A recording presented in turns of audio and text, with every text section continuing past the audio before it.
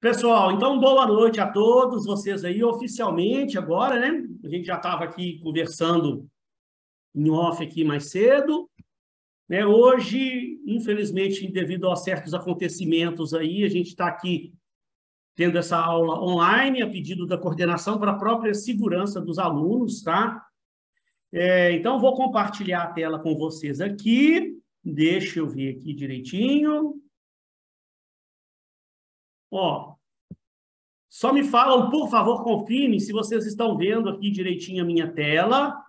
Está na teoria dos traços aí na tela para vocês, não está? Tá sim, professor. Beleza, deixa eu só colocar aqui no modo de apresentação, vamos ver. Vamos ver se vai estar tudo certinho, para ficar em tela cheia para vocês aí. Cadê? Por que não ficou? Ó, agora está em tela cheia para vocês aí? A teoria dos traços? Sim, professor. E agora, só por último, só me confirma se vai mudar para a próxima tela. Porque o Zoom tem umas horas que ele agarra, fica numa... Eu fico mudando aqui a tela, para mim ele está mudando, para você não. Só, ó, vai mudar para a teoria dos estilos de liderança? Sim. Então beleza. Então vou voltar lá na teoria dos traços, ó. Depois eu faço uma ediçãozinha e tiro essa conversa paralela. Então, pessoal, dando início aqui, então, deixa eu relembrar rapidamente aonde a gente tinha parado na aula passada, né? Semana passada também a gente teve um dia que a gente foi lá para a palestra no auditório, né? Acabou atrasando um pouquinho aí a matéria, mas a gente vai conseguir botar tudo em dia. Hoje eu praticamente encerro aqui essa unidade. Se ficar faltando pouca coisa, hoje à noite eu já vou mandar um material referente à negociação, que é o assunto dessa semana, para a gente já pegar amanhã. Então, amanhã, se Deus quiser, a gente já vai ter aula lá na sala de aula. Amanhã já deve ter normalizado essa confusão. E aí, então, eu vou, na semana que vem, fazer um exercício lá na sala de aula com vocês sobre os fundamentos da negociação, que eu vou passar na aula de amanhã para vocês, tá? Então, amanhã, gente, evitem de faltar, que é uma aula importante. Na próxima semana também a gente tem essa atividade para fazer em sala de aula, uma atividade bem interessante, tá? Então, na aula passada, a gente tinha começado a ver essas teorias da evolução da liderança. A primeira que surgiu no mundo, eu falei na aula, me lembro que eu botei uma linha do tempo, né? Fiz aquela comparação, né? As indústrias começaram no mundo lá nos anos 1900, com a era da industrialização clássica. Aí a coisa deu uma evoluída. Quando chegou nos anos, mais ou menos, nos anos 50, nós entramos na era da industrialização neoclássica. Então, foi nesse período aí, nessa transição de uma era para outra aí, depois dos anos 40, é que começaram a surgir novas teorias de liderança nas organizações, né, no planeta, que até então, 1930, 1940, acreditava-se que o profissional ele nascia com traços de líder. Se a pessoa tivesse certos traços, ela seria líder. Se ela não tivesse, ela seria um subordinado, um liderado, né? Não assumiria cargos de liderança. Nos anos 1910, 1920, 1930, as pessoas tinham essa mentalidade. Então, por isso que ela chama teoria dos traços. A pessoa tinha traços físicos, aparência, estatura dela, né? Ela tinha traços intelectuais, as habilidades dela, a inteligência dela, a autoconfiança para ela poder ser um líder. Ela tinha que ter também traços sociais, de cooperação, de trabalho em equipe, de habilidades interpessoais e traços relacionados à tarefa, de impulso, de realização, persistência, iniciativa, né? Então, eles acreditavam que a pessoa que nascesse com esses traços aqui seria líder. Se não tivesse esses traços, as empresas não dariam oportunidade para ela de ser um líder, né? Então, isso foi lá no início, que hoje em dia, isso aí, a partir dos anos 40, por aí afora, acabou-se, né? As As teorias do gestão de recursos humanos evoluíram bastante. Foi quando surgiu no mundo aí o próprio RH, com as operações básicas do RH, de recrutamento e seleção, treinamento e desenvolvimento, avaliação de desempenho, começaram a surgir a partir dos anos 50. Surgiu no mundo os primeiros computadores também, toda essa evolução tecnológica que começou a surgir também, começou a evoluir várias áreas também da administração, né? E as teorias de liderança também vieram acompanhando. Então, a partir depois dessa teoria dos traços aqui, a coisa já deu uma evoluidinha e já veio essa teoria, que ela até hoje ela é muito falada, né? Muita gente hoje ainda fala desses estilos de liderança aqui, quando vai definir um determinado líder numa organização. A gente fala, tem umas pessoas que têm uma liderança mais autocrática, outras mais democráticas, outras mais liberal. Apesar de que evoluiu-se também esses estudos da liderança e surgiram outras teorias de liderança, né, como a liderança servidora, outras que a gente vai ver aqui hoje, né? Essa teoria foi evoluindo, mas até hoje a gente fala muito desses estilos autocrático, democrático e o liberal. O autocrático, todo mundo deve saber, né, gente? É fácil de identificar. O autocrático é aquele líder que ele se impõe, mas é o centralizador. Ele gosta de tomar as decisões ele próprio. Ele ouve pouco as pessoas, né? Não deixa muito os liderados participarem dos processos de decisão. E o democrático é aquele que envolve mais os subordinados nos processos decisórios. Ele ouve, mesmo que às vezes ele tome uma decisão mais sozinho, mas pelo menos ele ouve, ele compartilha com as pessoas, ele permite que as pessoas deem as sugestões, aí pode ele mesmo tomar uma decisão com base, né, no que ele pensa, ou toma decisão ouvindo os conselhos das outras pessoas, a opinião das outras pessoas. Ele procura delegar mais autoridades do que o autocrático. O autocrático ele centraliza mais as decisões nele. O democrático, pelo menos uma parte das tarefas, ele delega para outras pessoas, que isso motiva as pessoas também. Usa o feedback já como uma forma de treinamento, né, de orientação dos seus subordinados. E você tem um líder mais liberal, que foi chamado aqui, lá por Lewis, de laissez-faire, que é aquele líder que deixa o grupo mais à vontade para tomar suas decisões, ele descentraliza completamente o processo decisório, permite que os subordinados tomem muito mais decisões, né? Deixa o grupo bem à vontade, para que a pessoa execute os trabalhos, suas atividades, e tenha mais autonomia para tomar suas decisões. Aí, na aula passada, eu me lembro que já no final da aula eu dei aquele exemplo, né? Para você entender qual dos três estilos é melhor para você aplicar na organização. Aí eu falei, não tem uma resposta para isso, né? Você precisa de entender primeiro qual é o tipo de tarefa que você que o grupo está executando. Você tem que observar também a maturidade desse grupo que você está liderando, uma série de fatores que você tem que observar, né? Para você, então, decidir se você vai ser um líder um pouco mais autocrático, ou um líder um pouco mais democrático, ou, às vezes, até um líder mais liberal. Mas hoje, eu falei, nas organizações, nas empresas, de um modo geral, né? De um modo geral, se fosse, né? O que a gente mais tem visto por aí afora, que as empresas hoje estão buscando mais, são líderes com perfil mais democráticos. Embora, né, mesmo nas organizações, tenha certas atividades que exigem que o líder seja um pouco mais democrático. E, às vezes, a gente também pode dosar um pouco. Você, como líder de um grupo, né, você também é bom você entender essas teorias, a evolução disso tudo aí, porque, na verdade, você que tem que saber dosar o momento de você ser mais democrático, o momento de você ser um pouco mais autoritário, de repente, em algum momento, você ser um pouco mais liberal.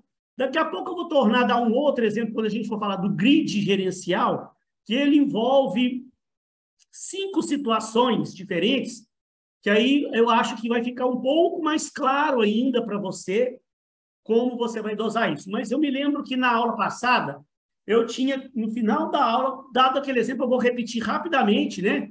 Dado aquele exemplo de um lado extremo, tem lá um diretor da peça de teatro. É um grupo de pessoas trabalhando, uma equipe trabalhando junto. Tem um diretor, que esse diretor ele tem que avaliar as pessoas. Uma peça de teatro tem muito mais pessoas envolvidas do que a gente pensa. Às vezes você vai lá no teatro, vê lá 3, 4 autores em cima do palco, e vai ver, às vezes tem 20, 30 pessoas por trás do palco. Tem iluminador, tem cinegrafista, tem o figurinista, tem um monte de... Tem os roteiristas, tem um monte de... Tem assistente de palco, assistente de som, um monte de pessoas envolvidas naquilo. E aí, então, pegando esse exemplo, o pessoal da... Ué? Está falando que vai encerrar em 10 minutos? Hein? Então, vamos lá. Então, naquele caso lá do diretor de teatro, ele trabalha com um tipo de atividade, não é porque são pessoas mais inteligentes, não, mas é uma atividade muito intelectual. E as pessoas, numa peça de teatro, têm uma maturidade bem diferente do que um trabalhador braçal lá, o operador lá de uma máquina, de uma empresa lá. São trabalhos muito diferentes, a maturidade dessas pessoas são diferentes. Né? O cara estudou teatro, passou lá tantos anos na escola de teatro, pensando fora da caixa. O trabalho deles é muito intelectual. Então, às vezes, convém o diretor ser mais até liberal. Convém ele deixar o pessoal pensar fora da caixa à vontade, criar. É um trabalho que exige muita criação, um trabalho muito artístico. Então, o cara realmente ele não pode querer impor certas coisas, não, tem que deixar o pessoal pensar fora da caixa. Trabalhadores também de uma empresa da área de marketing também, pensa bem, dessa área de publicidade, os caras têm que ter liberdade para eles usarem a criatividade. Como é que eles vão ser criativos se tem um chefe lá impondo para eles regras e normas? Não vai funcionar. Então, de repente, nesse caso, você pode ser um pouco mais liberal, mais democrático, mas até liberal mesmo. Agora, quando eu estou falando de certos ramos, igual eu dei o exemplo clássico lá, né? Do pessoal que opera máquinas numa empresa que trabalha para a SAL, ou, no caso de uma construção civil, um engenheiro que toma conta de um grupo de pedreiros, de servente de pedreiros. Não estou querendo de forma alguma, né, gente? Não é menosprezar o trabalho de ninguém, não é isso, não. Mas é um tipo de trabalho muito braçal, onde o engenheiro, ele que detém muito mais conhecimento do que os operários. Então, como é que ele vai, na hora de tomar uma decisão, o engenheiro vai deixar o grupo tomar a decisão? Não vai funcionar. Aí ele mesmo é que dá a ordem, ele toma as decisões sozinho. Se ele quiser mudar o rumo do projeto, ele que calculou o projeto, fez o projeto todo, ele que entende daquele projeto lá, o pessoal lá que está lá construindo o projeto segue as ordens dele, que ele chegar e determinar. Então, aí, de repente, ele usa uma liderança um pouco mais autocrática. Então, esse que é basicamente o conceito. Você, quando estiver num cargo de liderança, cabe a você entender qual momento você usa uma liderança ou a outra. E aí, gente, essas teorias de liderança... Peraí, agora ele não quer passar. Deve ter passado para vocês aí, não passou?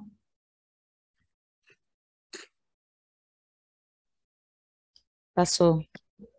Essas teorias foram evoluindo, e aí surgiram um grupo de pesquisadores criando novos estudos. Então, a partir daí, olha lá, à medida que o estudo da liderança evoluiu, ampliaram-se e criaram-se outras formas de se referir aos dois estilos básicos de liderança. Parecia um pessoal que falou assim, então você tem um líder que é mais orientado para a tarefa e você tem um líder que é mais orientado para pessoas. Então, olha lá, o líder orientado para a tarefa é aquele mais autocrático, como lá o engenheiro da construção civil. Ele é mais orientado para a tarefa, ele está lá observando a tarefa que o pessoal está fazendo, dando as ordens, né, para que o pessoal cumpra as ordens dele e execute a tarefa como ele quer que seja executado. Já um diretor de um setor de publicidade, setor de marketing, um diretor lá de uma peça de teatro, ele é mais orientado para pessoas. Ele focaliza o próprio funcionário ou grupo, enfatiza as relações humanas, desenvolvendo o desenvolvimento da capacidade de trabalho em equipe, né? Ele ouve, presta atenção, apoia os seus funcionários. E aí, diante dessa nova orientação que surgiu, do líder orientado para a tarefa, o líder orientado para pessoas, surgiu também uma nova teoria chamada, que é muito famosa no meio da administração, né, da liderança, chamada de grid gerencial. O que vem a ser o grid gerencial? Vamos ler aqui um pouquinho a teoria. No próximo slide eu vou mostrar a tela com esse grid gerencial, você vai entender, tá? Então, olha lá, a visão bidimensional da liderança, o que é visão bidimensional? Duas dimensões, um líder orientado para a tarefa, outro líder orientado para pessoas, né? Segundo a qual o líder pode combinar os dois estilos, pessoas e tarefas, em seu comportamento, ou enfatizá-los simultaneamente, levou Blake e Moulton, dois pesquisadores, lá já em 64, então, olha para você ver a evolução, né? Nos anos 40, já mudou da teoria dos traços para a teoria dos estilos de liderança, autocrático, democrático, laissez-faire. Isso foi crescendo, foi ampliando. Em 64, surgiu no mundo aí um estudo novo. Os pesquisadores da Universidade de Ohio, né, levaram eles a planejar um programa de treinamento e desenvolvimento gerencial conhecido pelo grid gerencial. Essa teoria é cobrada em concursos públicos, tá? Muito falada por aí afora. De acordo com esse modelo explicativo, o líder pode dar muita ou pouca ênfase para a tarefa e, ao mesmo tempo, muita ou pouca ênfase para a pessoa. Ele simplesmente pegou essa visão bidimensional, colocou isso num gráfico, que você vai ver agora, que você tem 4 combinações com uma no meio. Vamos entender já. Tá? O grid atribui valores aos dois estilos, que pode ser observado no gráfico a seguir. Então, o que vem a ser essa teoria desse grid gerencial, antes que encerre esse prazo aqui? Torcer para que o negócio não pare no meio do caminho, que a gente consiga dar sequência. E se parar, a gente volta lá no link de novo. Tento ver se eu consigo fazer de uma forma que isso ele não caia mais. Então, os dois pesquisadores aqui colocaram num gráfico, né? Você tem uma linha horizontal, uma linha vertical, onde, de um lado, ele falou, o líder, em algum momento, ele pode dar menos ênfase nas pessoas, em algum momento, ele dá mais ênfase nas pessoas. Da mesma forma que, em algum momento, ele dá menos ênfase à produção, em algum momento, ele dá mais ênfase à produção. Então, se você pegar e dividir, você tem 4 quadrantes aqui, ó. Você tem um momento em que o líder dá pouca ênfase nas pessoas e pouca ênfase na produção, que é uma administração mais empobrecida, que ele chamou que é a tal da liberal, né, a laissez-faire, onde ele dá pouca ênfase nas pessoas e pouca ênfase na produção e deixa o pessoal trabalhar mais à vontade como quer, num estilo mais liberal. Você tem algum momento, ó, que o líder ele vai dar menos ênfase na produção, baixa ênfase na produção e mais ênfase nas pessoas, dá um outro quadrante aqui em cima, né? Ó, alta ênfase nas pessoas, com baixa ênfase na produção. Que eles deram esse nome ali, tá? Esse nome foi o pessoal que criou, deram lá. Eles chamaram de administração do tipo clube de campo. Uma cuidadosa atenção às necessidades de relacionamento das pessoas, produz uma atmosfera amigável, um ritmo de trabalho mais confortável. Emendo uma aula na outra, pelo menos eu vou poder mandar o vídeo para quem quiser ver depois. Então, pessoal, aí, ó, o próximo passo aqui, ó, o que seria? Você tem, né? Agora é o contrário. Em algum momento, o líder, ele dá mais ênfase na produção, ó, mais ênfase na produção e baixa ênfase nas pessoas. Aí ele está sendo mais autoritário. Ele está dando mais ênfase na produção e menos ênfase nas pessoas, buscando a maior eficiência da atividade, né?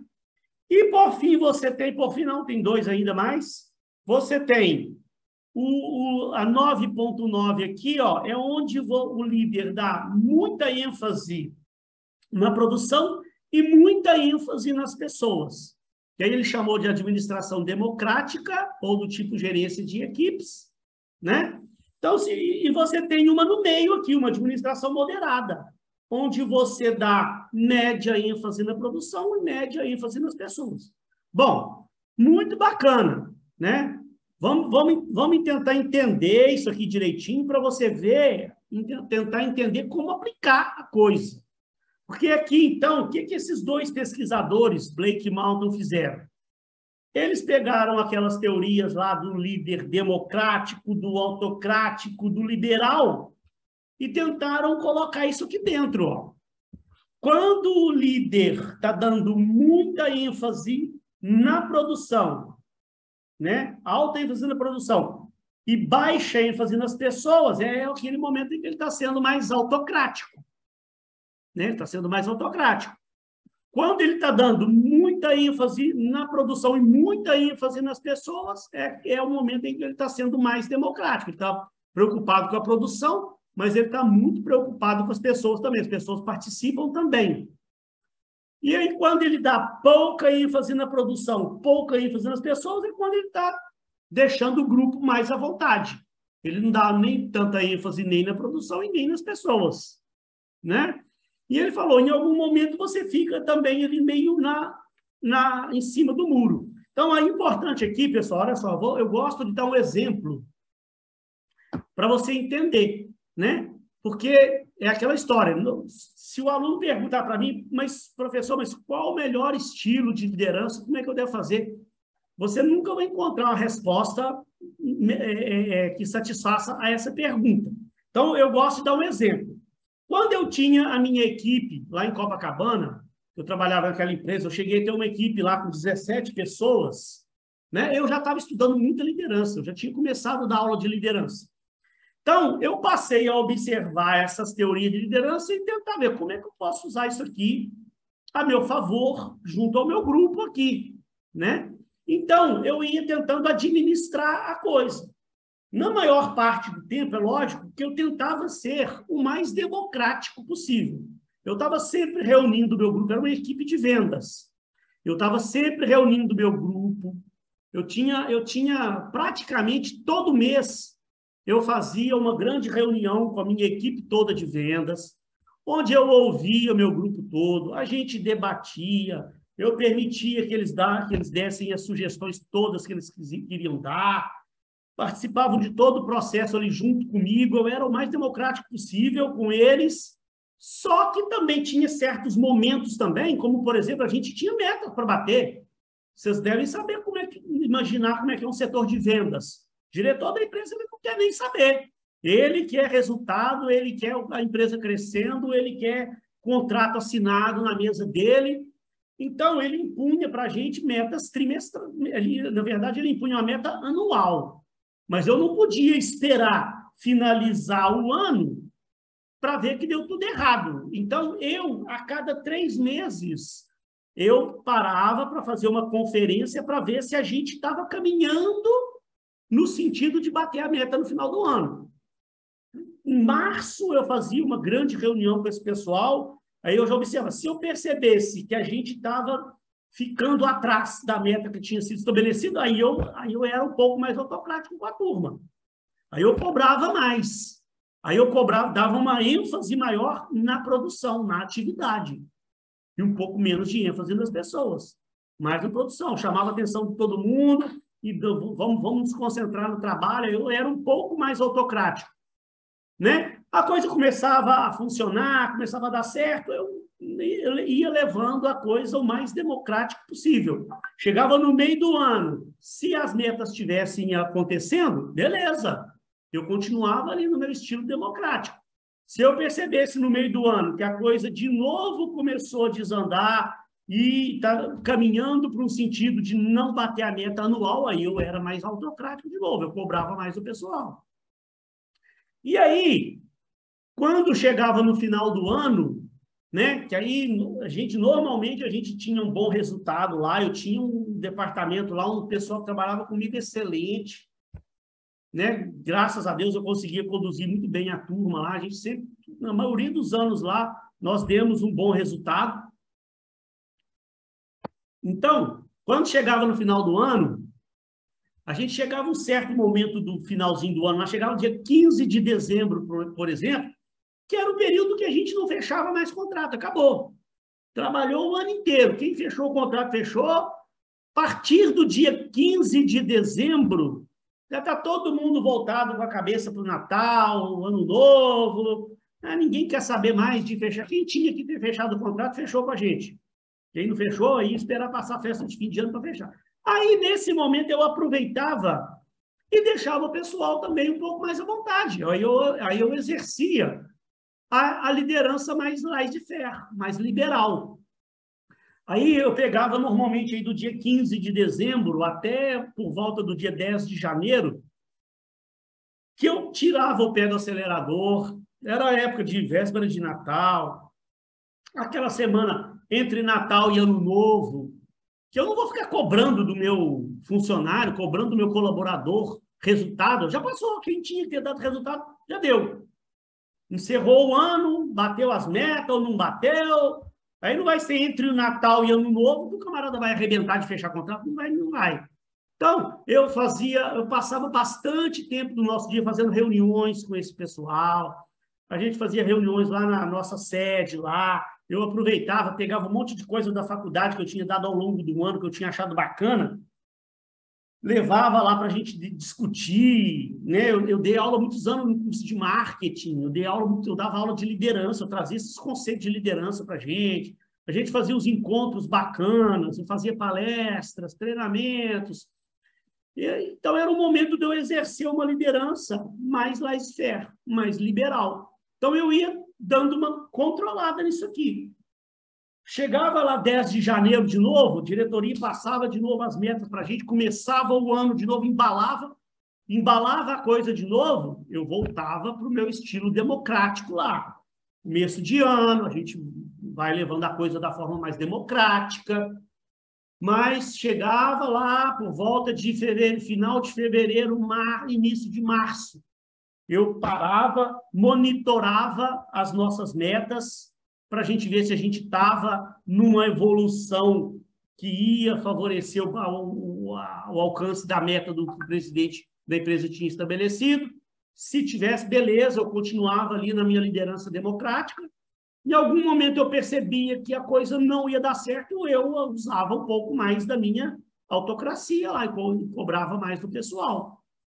Então, essa que é a ideia de você poder usar esse grid gerencial lá na sua liderança. O dia que você estiver trabalhando e você for responsável por um grupo de pessoas.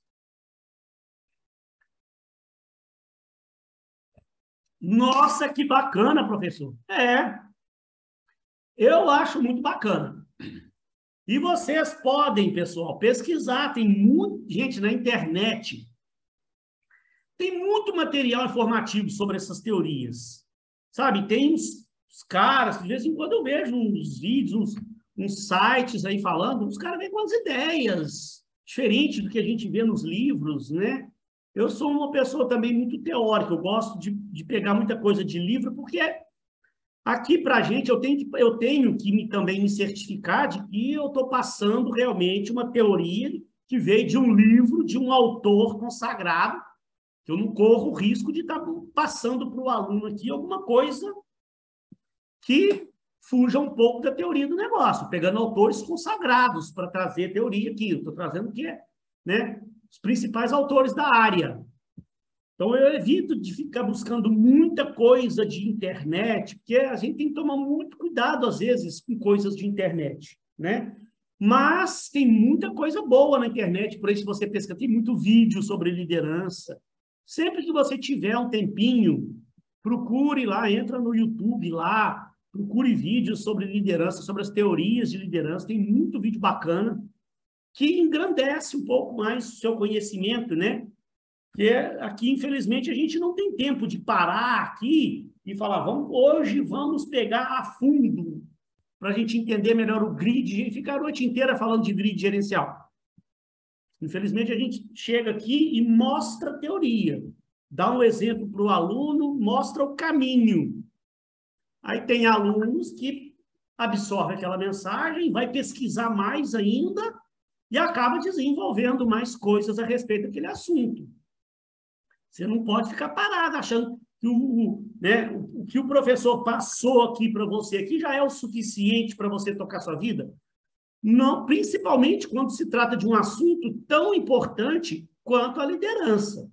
Eu falei na aula passada para vocês, gente, a liderança é uma coisa que agora vocês têm que estudar para o resto da vida.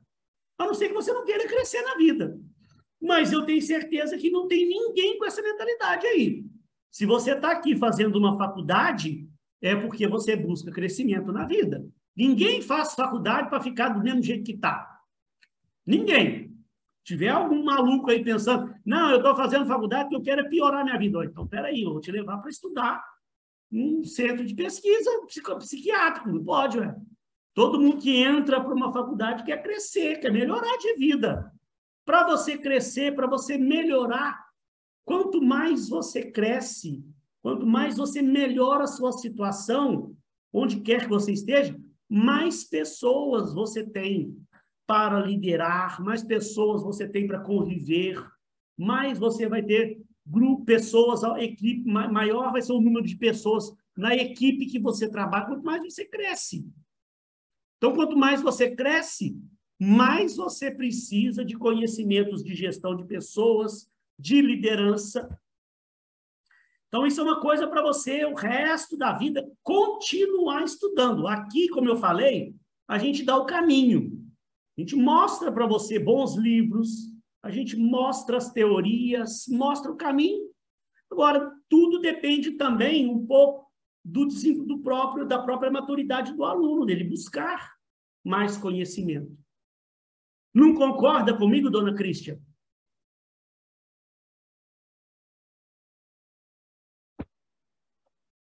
Nem sei se dona Cristia está aí me ouvindo. Mas vamos lá, pessoal. Ouve sim, professor, com certeza. Não concorda comigo? Com certeza.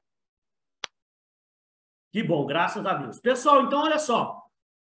Aí, nesse período aí, a partir dessa época, aí nós já estamos falando dos anos, final de anos 60, anos 70, foram surgindo novas lideranças, novos estudos, né?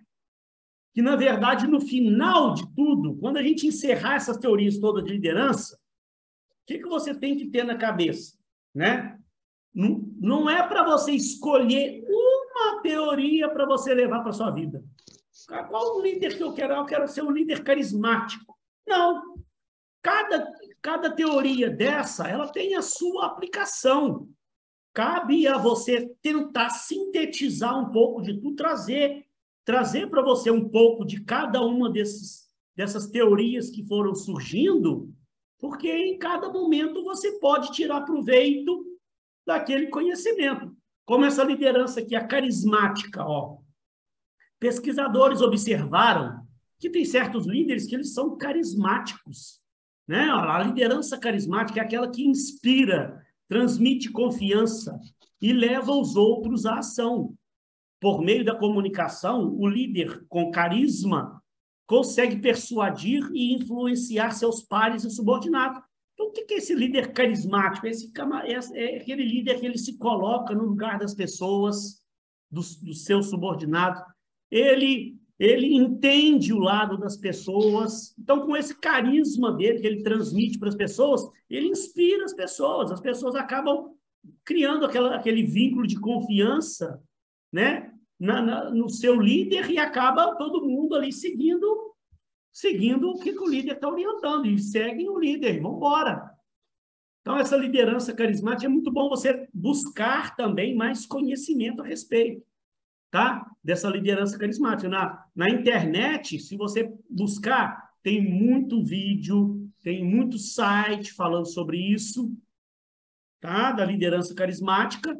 Ó, quer ver o que é mais aqui que o autor fala? Ó, isso aqui é um exemplo de um site que eu peguei, ó. Especialmente em períodos de muitas mudanças, como a pandemia, por exemplo, os líderes carismáticos se tornam uma referência para o seu grupo.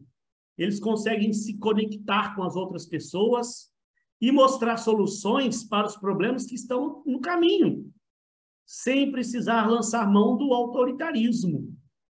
Então, é muito bom também você tentar dar uma pesquisada depois nessas teorias, pesquisa essa liderança carismática para você ver o que você consegue encontrar a respeito dela.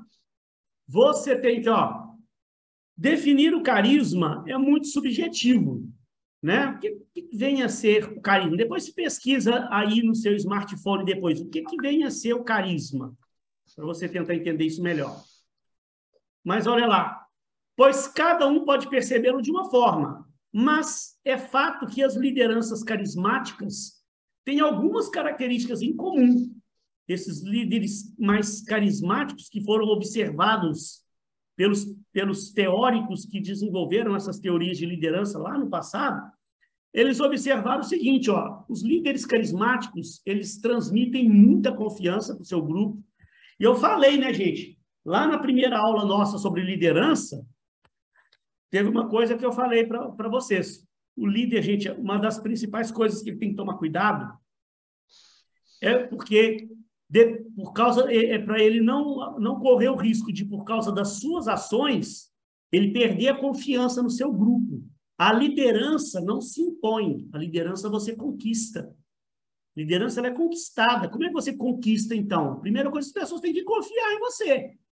Como é que eu vou seguir o meu líder se eu não confio naquele cara? É impossível, gente. Não adianta. Ele pode até fingir que segue, mas no fundo, você não segue a fundo lá o que aquele líder está determinando, você está sempre completando, porque você, na verdade, não confia plenamente naquela pessoa. Então, a liderança, ela vem muito da confiança. Então, esse líder carismático, ele transmite muita confiança para o seu grupo. Então, tem algumas coisas que eu falei na aula passada que são importantíssimas. De você fazer o que você fala, você ter essa integridade com os seus atos. Porque a pior coisa que tem é um líder que chega e fala uma coisa, por trás ele faz outras. Ele age de forma diferente da forma com que ele fala. Na empresa ele é de um jeito, fora da empresa ele é de outro jeito. Aí as pessoas percebem. Aí como é que você vai confiar numa pessoa que lá na empresa, na sua frente, ele é de um jeito, fora da empresa ele é de outro? Na sua frente ele fala uma coisa, por trás ele fala outra. Acabou a confiança.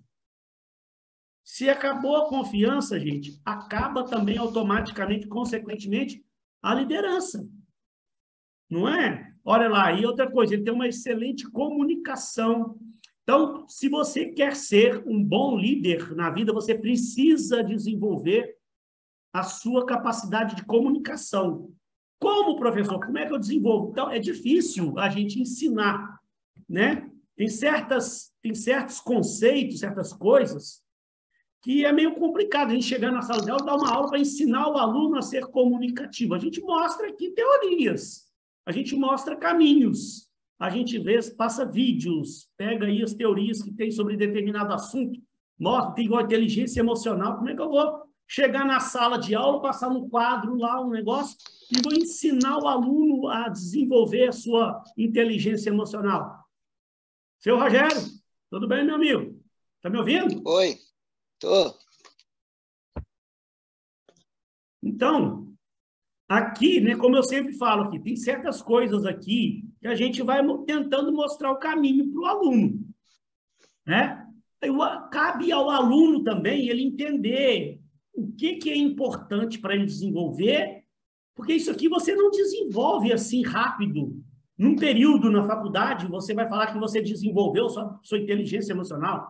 Num período apenas, você vai falar que você leu um livro, vai falar que desenvolveu sua capacidade de comunicação. Não é assim. Eu, por exemplo, hoje, eu estou com 5,1. Já estou mais para lá do que para cá quase na vida, né? Hoje, gente, eu ainda falto muita coisa para terminar de desenvolver na minha capacidade de comunicação. E eu ainda falto muita coisa, mas muito para falar que eu tenho uma inteligência emocional bem desenvolvida. Falta muita coisa. Mas, ao longo dos últimos anos, aí, eu procurei desenvolver. Hoje eu sou uma pessoa completamente diferente do que eu era com 30 anos. Com 20 nem se fala. Mas se me pegar com 30 anos, 20 anos atrás, eu era uma pessoa completamente diferente. Aí eu desenvolvi minha capacidade de comunicação, foi lendo um livro, foi numa semana? Não. Eu, a partir do momento que eu comecei a fazer minha faculdade, cheguei aqui no Rio, eu comecei a ver esses conceitos, eu comecei a entender, peraí, eu preciso desenvolver minha capacidade de comunicação. Eu preciso desenvolver minha inteligência emocional. Eu não sei se eu contei para vocês, primeiro emprego que eu tive no Rio de Janeiro, que na verdade foi um estágio, primeiro estágio que eu tive, estava começando a faculdade, estava lá na empresa fazendo estágio, estava indo bem no meu estágio, estava no segundo período de faculdade, estava indo muito bem no meu estágio, pessoal lá da empresa gostando de mim, tinha tudo para depois eu ser aproveitado pela empresa e crescer dentro da empresa. Um belo dia lá, por causa de uma coisa que uma mulher falou lá, uma colega de trabalho minha lá, falou de mim lá, que eu não gostei, eu resolvi subir nas tamancas lá, fui lá e falei um monte de besteira para a mulher e fui lá no DP e pedi demissão. Achando que estava abafando, achando que estava fazendo a coisa certa. Furibundo da vida, como diz lá em Minas, subi nas tamancas, fui lá pedir demissão do estágio, fui lá para casa. No outro dia que eu acordei, que eu fui parar para pensar, falei, gente, grande coisa que eu fiz. Agora eu estou aqui desempregado e a mulher estava no emprego lá. Aí é que eu fui parar para analisar a palhaçada que eu tinha feito, né? Falta de quê? De inteligência emocional. Não tive equilíbrio. Eu era, como eu falei, eu era muito diferente do que eu sou hoje, né? Aí que eu fui parar, que eu fui refletir, gente, aí logo depois, não sei se parece que é Deus que encaminha os troços na nossa vida, naquela mesma semana teve uma palestra lá na faculdade sobre inteligência emocional. Eu falei, Jesus amado. Aí eu fui ver essa palestra. Aí o cara fez uma palestra maravilhosa lá sobre inteligência emocional. Falou de um livro que chama Inteligência Emocional, que é muito bom. Eu fui na biblioteca, peguei o livro, fui ler o livro, aí que eu fui parar para pensar. Falei, gente, eu preciso desenvolver a minha inteligência emocional, porque lá naquele momento eu não tive um mínimo de inteligência emocional. A mulher falou um negócio lá que eu não gostei, eu achei que estava fazendo a coisa certa, fui lá, xinguei a mulher, falei um monte de besteira para ela, fui lá no DP pedir demissão do meu estágio. Então, assim, graças a Deus, eu não fui muito prejudicado na vida por isso, porque depois, graças a Deus, eu ainda consegui, no futuro, depois de dar cabeçada para todo lado, eu ainda consegui contornar as coisas e, graças a Deus, novos caminhos apareceram. Mas pensa bem, eu poderia ter perdido a maior oportunidade da minha vida por causa de falta de inteligência emocional. Aí eu vou falar para vocês, você acha que eu aprendi, só nessa palestra que eu fui lá, que eu aprendi, então, a minha inteligência emocional? Não. Naquele momento eu aprendi que eu precisava desenvolver. E estou até hoje. Passaram-se 20 anos e eu ainda falo para vocês que eu ainda não acabei de desenvolver a minha inteligência emocional 100%. E, de repente, eu vou morrer lá na frente, ainda faltando ainda alguma coisa. Então, a gente está em constante evolução. A gente precisa aprender com os nossos erros. Né? Aprender com os erros, observar. Se você puder ainda aprender com o erro dos outros, melhor ainda do que aprender com seus próprios erros. Tenta aprender com os erros dos outros. Eu gosto muitas vezes de falar dos meus erros do passado. Eu não fico me vangloriando dos meus erros, não. Preferia não contar. Mas, às vezes, eu conto certas passagens da minha vida para ver se você aprende com o meu erro, em vez de você ter que aprender com o seu. Que é doloroso depois você aprender com o seu erro. Né? Então, A capacidade de comunicação, você precisa trabalhar isso aí para sempre na sua vida. Quanto mais você se comunicar, mais oportunidades vão aparecer para você. Aprender, você precisa desenvolver sua inteligência emocional. Você precisa desenvolver sua capacidade de ouvir. Ei, já está me avisando aqui que vai encerrar em 10 minutos. Maldito. Sua capacidade de ouvir. Gente, para você ser líder, você tem que se comunicar muito bem, mas você também precisa de ouvir as pessoas. É imprescindível na liderança. Gente, às vezes, o seu subordinado, eles estão com coisas ali guardadas dentro dele que está precisando botar para fora. Eu tenho certeza que muitos de vocês já devem ter se sentido no momento desse. Você está ali com aquela coisa, precisando de alguém para desabafar, ou para botar para fora a mesma coisa ali, não está satisfeito com alguma coisa. E você, como líder, tem que ter essa capacidade de observar pessoa, ver lá o Rogério, lá, está agoniado no canto dele, falou, Rogério, vem cá, vamos conversar um pouco aqui, vem cá, estou percebendo, Rogério, estou usando seu nome aqui de exemplo, tá? Tá, tudo bem. Não. Perceber que o Rogério está um pouco agoniado lá no canto dele, Rogério, vem cá, vamos conversar aqui, filho. Troca uma ideia aqui. Eu tenho percebido que você, de um tempo para cá, você está um pouco mais afastado do grupo, parece que você não está satisfeito com alguma coisa que aconteceu na empresa. Eu queria te ouvir, o que você... Para ver se a pessoa bota para fora, porque é importante desabafar, ele está lá com aquela coisa presa dentro dele, faz mal para a pessoa. E você, como líder, uma das maiores habilidades que você tem que ter é de ouvir. Senta lá e deixa a pessoa desabafar, dá razão para ela, procura, não, realmente... Né? Lógico que nem sempre a pessoa tem razão, mas naquele momento ali, você tem que, né, falar, não, olha só, eu entendo o seu lado. Eu entendo, até certo ponto você está com a razão. Né? Mas foi importante você falar para mim, porque se você não me fala, como é que eu vou tentar mudar alguma coisa na empresa? Então, eu estou aqui para te ouvir. Eu queria ter ouvido realmente você, eu percebi que você realmente, de um tempo para cá, está um pouco diferente, e eu te prometo que eu vou tentar ajudar. E naquele momento, ali é o momento de você ouvir a pessoa.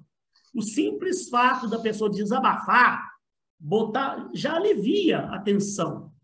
Mesmo que depois você não consiga resolver 100% lá o caso, a situação, mas o simples fato de você ter ouvido e deixado a pessoa desabafar já ajuda.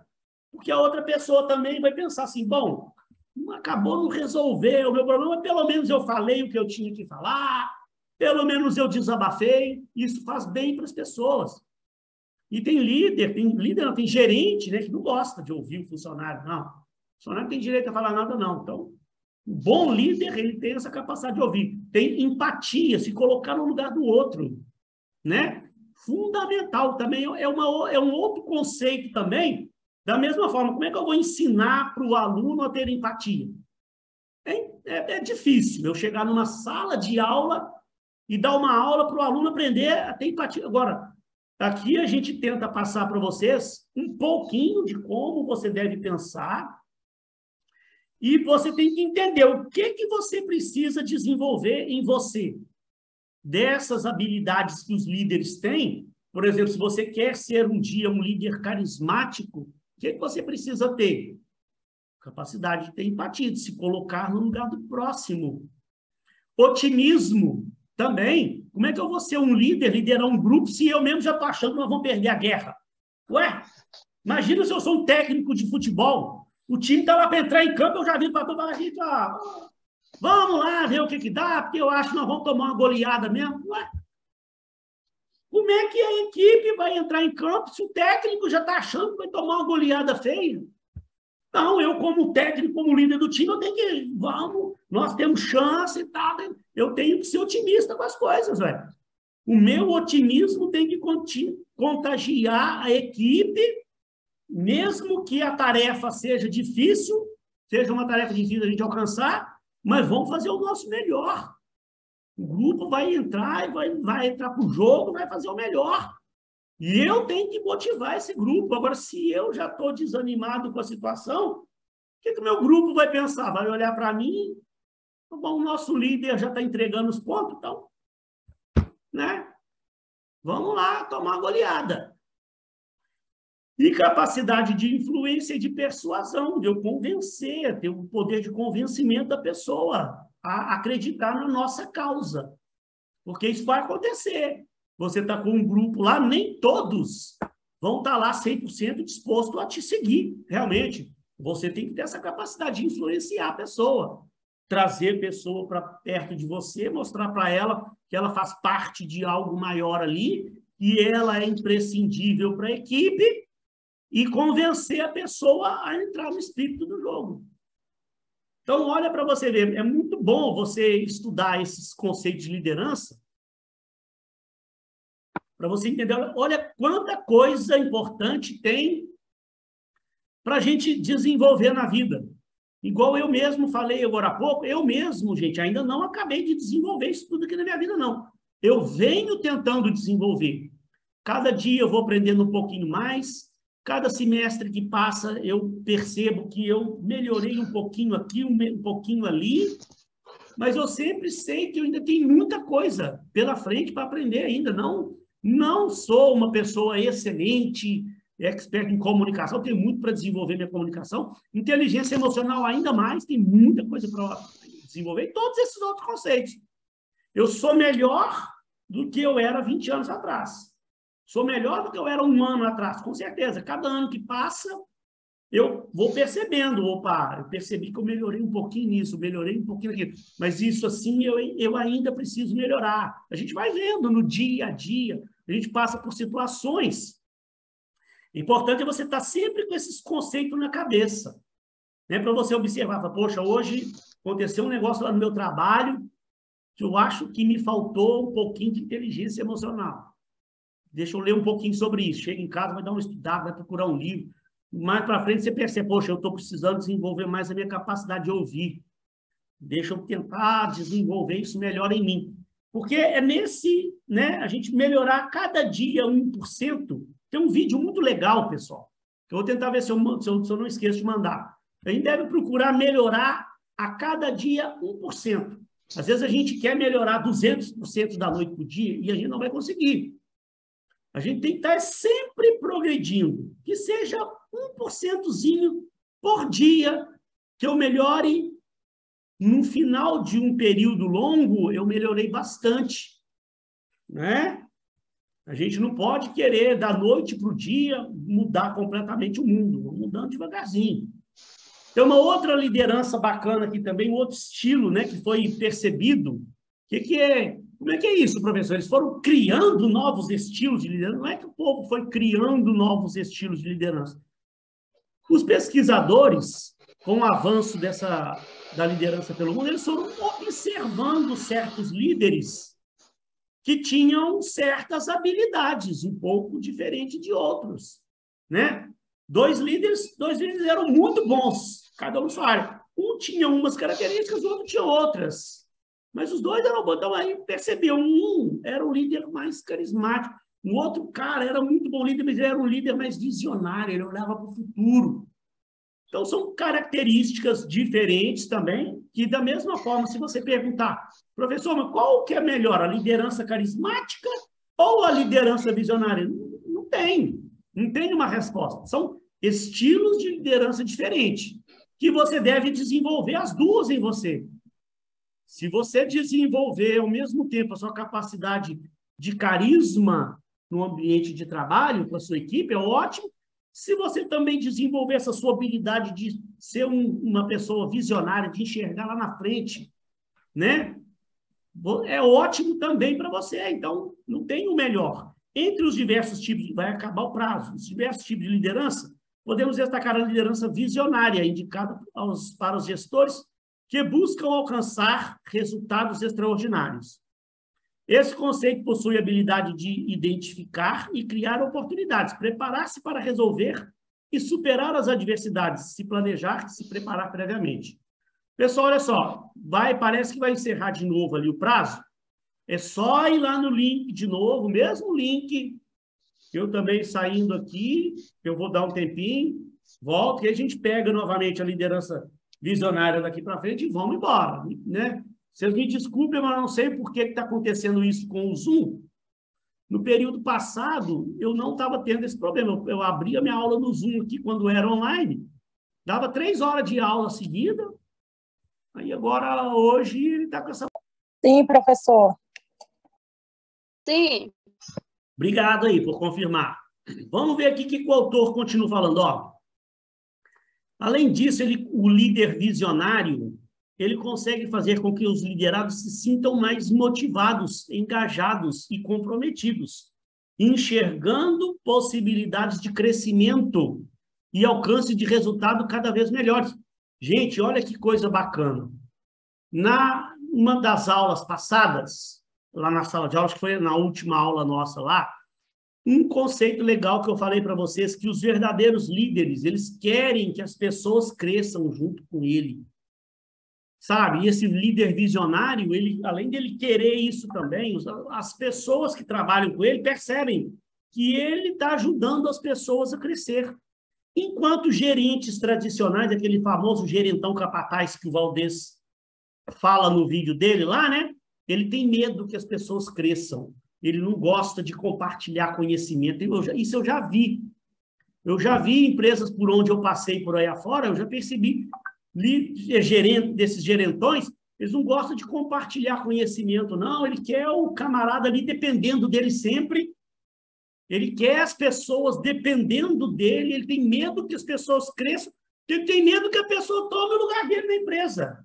Eu olho aquilo, eu falo, Jesus amado, meu Deus do céu, que Jesus tenha piedade de uma pessoa dessa, com medo de que o cara tome o lugar dele, sabe? Eu quero que os meus subordinados tomem o meu lugar. O sonho da minha vida, onde eu estou, toda empresa que eu tiver, você pode ter certeza que eu estou sonhando para alguém tomar o meu lugar.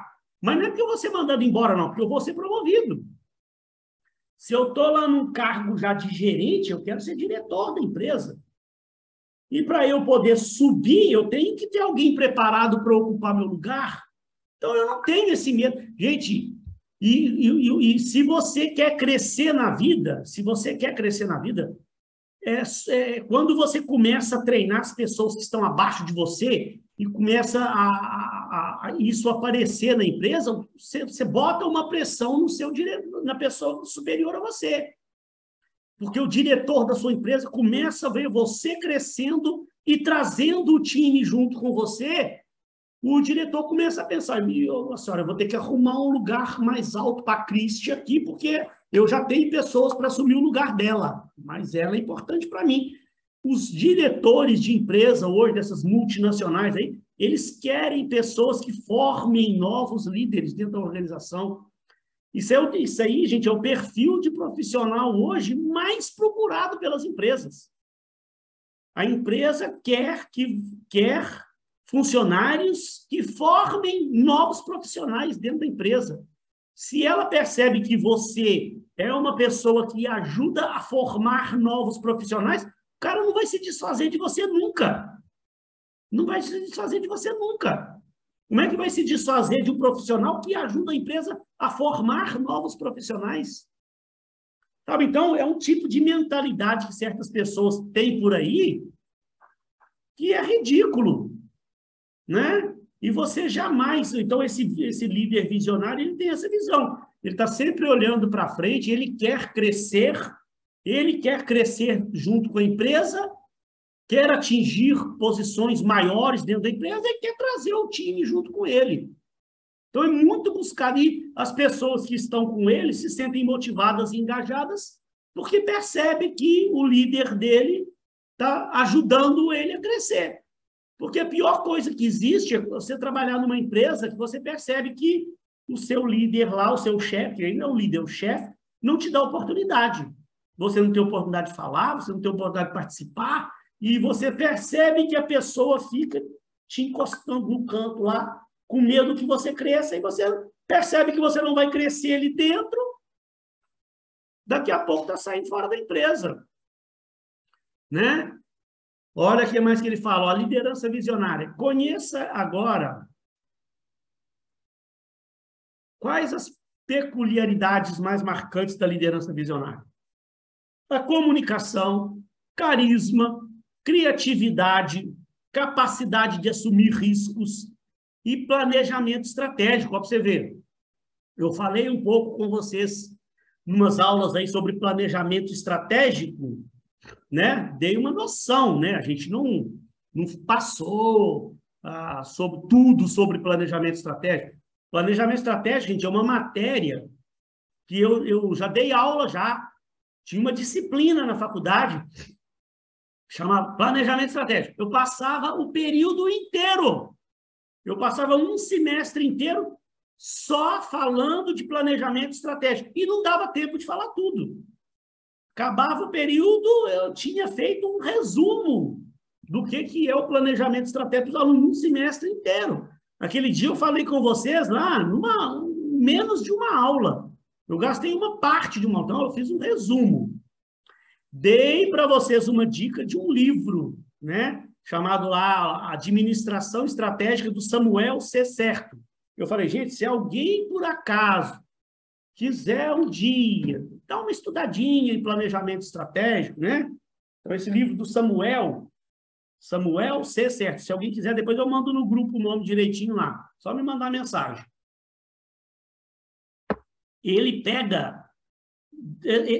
é um livro que ele ensina para leigo, completamente leigo. Pessoa que nunca viu planejamento estratégico na vida.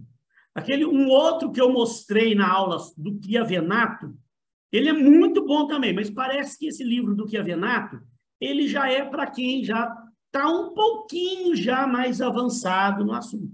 Não é avançado demais, não, mas a pessoa já tem uma certa noção.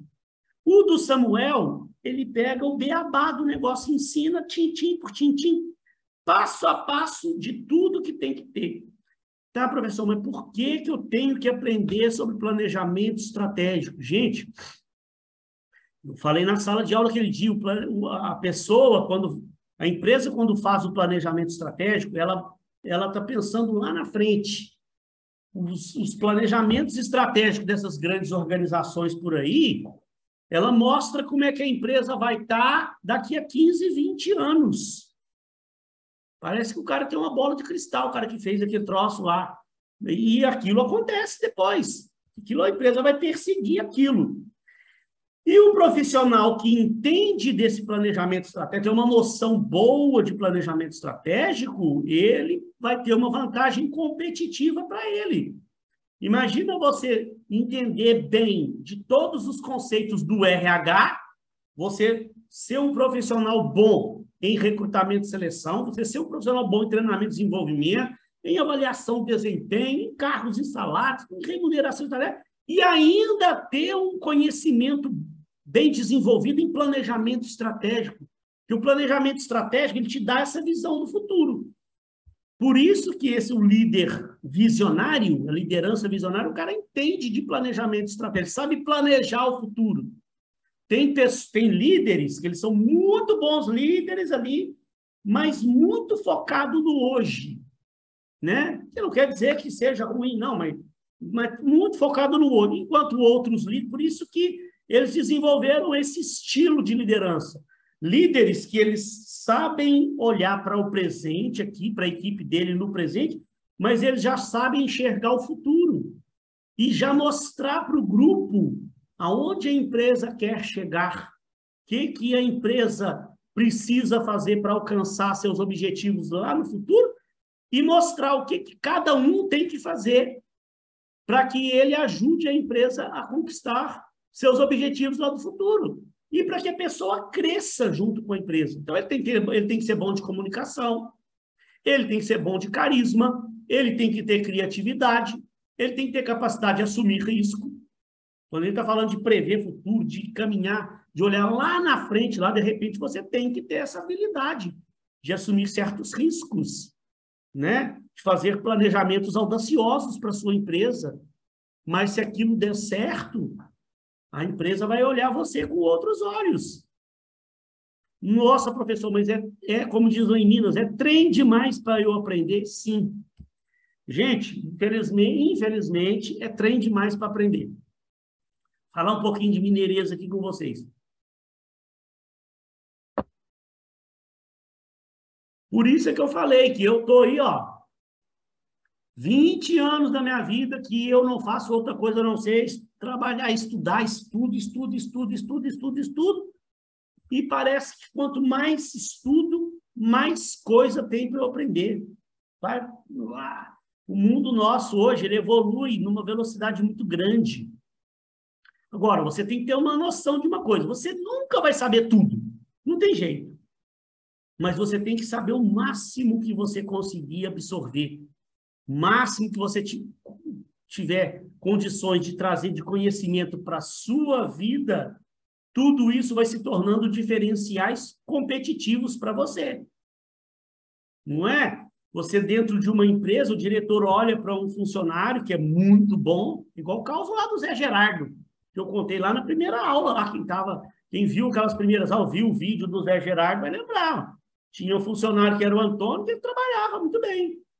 Era um senhor funcionário. Chegava cedo, não faltava, cumpria a missão, ótimo. Chegou o Zé Gerardo, já assumiu logo um cargo de gerente na empresa. O cara conhecia de venda, conhecia de planejamento estratégico, conhecia de negociação, tinha diversos conhecimentos variados que o dono da empresa, na hora que viu aquilo, falou, vem cá, você vai ser o gerente da empresa. Então, você nunca vai saber tudo. É muita coisa que existe hoje no mundo para a gente aprender. Mas tudo isso que a gente vem falando com vocês aqui, quanto mais você conseguir desenvolver isso em você, é um diferencial competitivo que você vai trazendo para a sua vida profissional. Uma hora isso vai fazer a diferença, não tenha dúvida. Fez diferença na minha vida. Eu vi que fez diferença em vida dos meus amigos também que seguiram esse caminho. E eu vi que outros amigos meus que não seguiram esse caminho, também a coisa não funcionou. Estão lá com a vida estacionada até hoje. É triste, mas infelizmente é assim. Aí, gente, tem uma teoriazinha aqui, muito legalzinha também, chamada liderança situacional. Ela é, de repente, um pouquinho só mais difícil de você entender, mas eu vou devagarzinho, tá? Está acabando já essas teorias de liderança, daqui a pouco a gente mata tudo aí, depois vai ficar faltando só liderança servidora. Então, essa situacional, ela é uma teoria também, que já foi criada lá em 77, o Hershey e Blanchard criaram em 77, tá? E hoje ela é cobrada também em concursos públicos, tá? E dá para você usar isso no seu dia a dia profissional também. Eu vou mostrar para vocês como eu usava esse conceito lá nessa empresa que eu trabalhava e o quanto isso me ajudava. É um conceito bem legal que dá para você tirar proveito para a sua vida pessoal e profissional, tá? Olha lá, ela foi uma teoria contingencial cujo foco é voltado para os seguidores. Só um texto introdutório, daqui a pouco nós vamos entender. Segundo essa teoria, a liderança bem-sucedida só será alcançada por meio da seleção de um estilo de liderança adequado, que depende do nível de preparo ou de maturidade dos seguidores. Calma que você já vai entender. A maturidade inclui dois componentes intimamente relacionados: a maturidade para o trabalho e a maturidade psicológica do funcionário. Vamos entender isso melhor. Espera aí. Deixa eu dar uma evoluidinha aqui, vamos ver o que o camarada está falando. Tem um modelinho, então, aqui para a gente poder tentar entender essa tal dessa liderança situacional. Tá? Vamos entender isso devagarzinho. Os autores que criaram essa teoria, eles também fizeram aquele mesmo sistema, colocaram no lado vertical o comportamento de apoio do líder, né? O líder em determinado momento, ele vai ter um comportamento de mais apoio com os seus subordinados. Num momento ele vai dar menos apoio para esse subordinado dele. E na horizontal, o líder, em algum momento, ele vai ter um comportamento mais diretivo, ou seja, dar mais direção para o seu subordinado. Em algum momento, ele vai dar menos direção. Com isso, você também forma 4 quadrantes, né? Que é fácil de você entender, ó. Num quadrante, ó, você tem a combinação de um comportamento menos diretivo com um comportamento de menos apoio. O líder vai dar menos direção e menos apoio para seus liderados. No momento, ele vai dar, aqui o quadrante de cima aqui agora, ó, ele vai dar menos direção e mais apoio para os seus subordinados. Do canto de cá agora, em algum momento o líder vai ter um comportamento mais diretivo, tá? Vai dar mais direção para o seu grupo, para o seu funcionário, e menos apoio, ó, né? Aqui mais direção com menos apoio. Em algum momento ele vai dar tanto direção quanto apoio. Ele vai ter um comportamento de dar mais direção e mais apoio para os seus subordinados. Peraí, está confuso demais, professor. Calma, respira, calma, que nós vamos entender já já. Vamos entender aqui. Daqui a pouco eu vou dar um exemplo também que facilita para você poder entender aqui, ó. Aí, o comportamento do líder, se ele vai dar mais direção ou menos, ou se ele vai dar mais apoio ou menos apoio, vai depender da maturidade dos liderados. O tempo de treinamento que o funcionário já tem, o tempo de casa que o funcionário já tem, a maturidade do trabalho para ele exercer o cargo dele lá dentro da empresa, né? Então, ó, isso também está ligado ao tempo de casa do funcionário. O funcionário que acabou de entrar na empresa, é muito provável que ele tenha uma maturidade bem menor do que o funcionário que já está há 10 anos trabalhando na mesma empresa, né? Então, ó, você tem aqui, ó, maturidade dos funcionários. Aqui uma maturidade baixa, que vai crescendo, passando para uma maturidade mais moderada, até chegar no canto de cá, quando o funcionário já está com uma maturidade para o trabalho mais alta, mais evoluída, tá? E então, ó, o que que o autor aqui, então, fala? Vamos entender esse negócio aqui devagarzinho. Ó. O autor falou o seguinte: todo funcionário, os autores que criaram essa teoria, eles entram na empresa, aqui, ó, eles entram na empresa nesse quadrante aqui, ó, quadrante que eles chamaram de E1. Por que que ele é, por que define esse quadrante, ó? Ele define um funcionário que está com pouco tempo de casa, com uma baixa maturidade, está com uma baixa maturidade, ele acabou de entrar na empresa, ele precisa de um senso de direção muito grande. Alguém tem que dar direção para ele. Você é o líder, então cabe a você dar para o funcionário a direção. Você vai dar menos apoio e mais direção, né? Você tem que treinar, ensinar, mostrar para ele o caminho, né? À medida que esse funcionário começa a desenvolver a sua maturidade, ó, a maturidade dele vai se aumentando, porque ela vai de baixa para alta, né? Ó. Então, à medida que ele vai crescendo a sua maturidade, ele vai subindo. Ele entra nesse quadrante aqui, ó, chamado, que o autor chama de quadrante E2, que aí ele entrou numa fase que ele está precisando de treinamento. E o líder vai dar para ele um alto grau de direção e já um alto grau de apoio. Ele já está aprendendo a sua função, ele já está se tornando mais maduro na função que ele exerce. Você ainda continua precisando dar para ele a direção, o rumo para ele poder seguir, o que ele deve fazer, e, ao mesmo tempo, você precisa treiná-lo, né?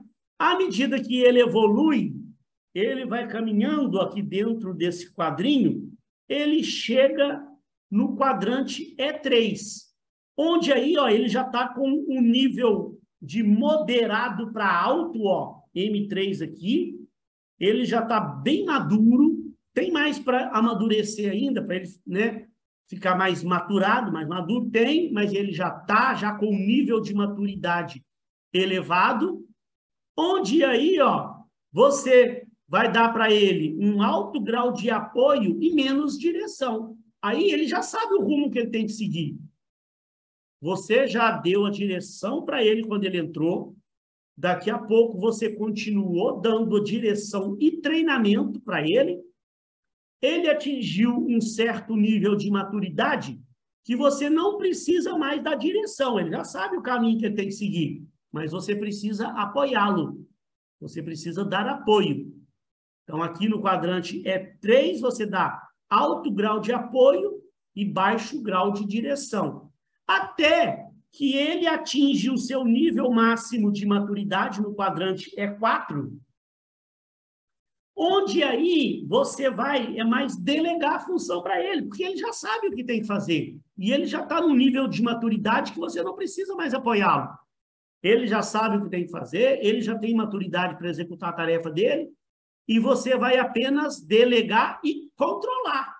Você não precisa ficar lá o tempo todo apoiando um funcionário para que ele realize a atividade. Ele já sabe, é só você delegar. Agora, tá bom, professor, ainda não ficou muito claro como é que eu vou utilizar isso lá na minha empresa, com a minha equipe. Então, ó, não é difícil não, quer ver aqui, ó. Essa teoria já me ajudou muito na minha vida. Essa teoria já me ajudou muito, sabe por quê? No momento lá nessa empresa que eu trabalhava, que eu tinha 17 pessoas para cuidar, imagina, quando você está num cargo de liderança, você tem 2, 3 pessoas para você tomar conta, é muito mais tranquilo. Quando você tem 17 ali, tem pessoas que comandam 50, 60, 70, 80. Eu já vi pessoas aí com projetos grandíssimos, o cara liderava lá 300, 400 pessoas. Aí torna-se muito difícil essa missão. Quando eu tinha na minha equipe 17 pessoas, eu já era custoso para mim tomar conta, cuidar de tudo. E essa teoria, ela, num certo momento, ela me ajudou bastante. Porque é o seguinte, ó, o que eu fazia quando eu tinha minha equipe, ó? Eu fazia o seguinte, eu separava na minha equipe, eu separava aquelas pessoas que estavam em cada um dos quadrantes. Eu identificava aqueles funcionários que estavam entrando agora na equipe, eles estavam entrando no primeiro quadrante. O quadrante E1, um baixo nível de maturidade. Eles precisavam de direção. Então, eu tinha que voltar os meus treinamentos para ele, mas para dar uma direção. O cara não sabia nada daquele universo de condomínio. Trabalhar lá, era um administrador de condomínio. Então, eu tinha que prepará-lo primeiro para ele entender o rumo dos negócios, o que essa empresa faz, onde nós estamos caminhando, o que aquele nosso setor fazia. Estava dando direção para aquele funcionário. Eu tinha já alguns funcionários que já tinham passado dessa fase, já estavam entrando na fase de treinamento. Eles estavam aqui no quadrante N2 ali, ó, nível 2 de maturidade. Então, voltando lá naquele quadrinho, né, ó, aqueles funcionários que estavam entrando na empresa, eu sabia que eles estavam aqui nesse primeiro quadrante, precisando de direção. Eu tinha que dar para ele a direção, o rumo dos nossos negócios. Daqui a pouquinho, eu já passava eles para o quadrante E2 e já ia cair no treinamento com eles, né? E aí, eu tinha lá um grupo de pessoas que já estava comigo já há um pouco mais de tempo, já estava num certo nível de maturidade, né? Que eles já estavam sabendo caminhar, eu já não precisava dar tanto treinamento mais para eles, mas eu precisava de dar apoio para as atividades que eles prestavam. Então, eu peguei um exemplo, dei um exemplo aqui de um nome aqui de cada um, né? Mas lá, na verdade, eu tinha vários. Eu tinha vários que estavam no quadrante M3 ali, que eu tinha que continuar dando apoio. E eu já tinha alguns funcionários que trabalhavam lá comigo na minha equipe, que já éramos mais, digamos assim, cascudos, já estava mais tempo comigo. Eu já tinha dado todo o treinamento que eles precisavam, eles já tinham aprendido, eles já estavam se virando sozinhos. Não precisava mais de eu dar tanto treinamento, não precisava mais de eu ficar lá todo dia apoiando, né? Que eles já sabiam o que faziam. Então, eles já estavam na fase que eu apenas delegava para eles as funções. Então, isso me ajudava, porque eu sabia dividir dentro da equipe, eu dividia o meu tempo. Eu chegava lá, eu já planejava a minha semana de trabalho, então, eu já planejava dentro da minha semana de trabalho o tempo a parte do meu tempo que eu ia gastar com aqueles funcionários que estavam precisando de direção, que estavam acabando de chegar na empresa. Eu já separava um pouco do meu tempo para dar treinamento para aqueles que já estavam no quadrante N2, precisando de treinamento. Separava o tempo já para aqueles que estavam já precisando de apoio, ia lá ver como é que estava a situação, o que eu precisava de apoiá-lo, e aqueles outros que eu simplesmente delegava a função. Eu já chegava na segunda-feira, o André, por exemplo, ali, né, ó, daquele exemplinho meu, eu já chegava na segunda-feira, André, essa semana que não fazer isso, tal, então toma aqui, ó, essa semana eu quero que você faça isso, delegava, e eu não precisava de ficar lá nem treinando e nem apoiando o cara. Eu ia gastar minha energia com os outros funcionários que ainda precisavam de direção, que ainda precisavam de treinamento, que ainda precisavam de apoio. E eu sabia dividir o meu tempo. Professor, como que o senhor sabia fazer isso? A gente, infelizmente, a gente aqui é aquilo que eu sempre falo. A gente mostra o caminho, a gente mostra a teoria, mostra livros que falam. A internet tem um monte de teorias falando sobre isso aqui, tem vídeos falando sobre essa teoria. Eu fui aprendendo na prática, e observando, e aprendendo, e errando, e vendo como é que dava certo. E uma hora isso aqui passou a me ajudar, porque eu chegava no início da semana, eu fazia toda uma programação da minha semana de trabalho, baseado nessa teoria, que ela fala da liderança situacional, porque depende da situação. A situação que se encontra cada um dos meus subordinados dentro da minha equipe. Imagina, eu tinha uma equipe de 17 pessoas, que não é lá uma equipe tão grande não, mas já dá um trabalhozinho. Porque, senão, pessoal, você precisa também economizar esforço, economizar tempo, economizar um pouco de energia, gastar energia com a coisa certa. Se você não tem isso aqui mapeado, se você não tem isso na sua cabeça, você comanda uma equipe de 20 pessoas. E se você não tem bem mapeadinho quem precisa de treinamento, quem precisa de direção, quem precisa de apoio e quem você já pode delegar, se você não tem mapeado, você acaba perdendo tempo, energia, com um funcionário seu que não está precisando daquilo. O funcionário já está numa fase que você pode delegar para ele, você ainda está lá pensando em treinamento para aquele funcionário. Funcionário que você está lá precisando dar apoio para ele, você está dando apoio para outros que não estão precisando de tanto apoio. Tá?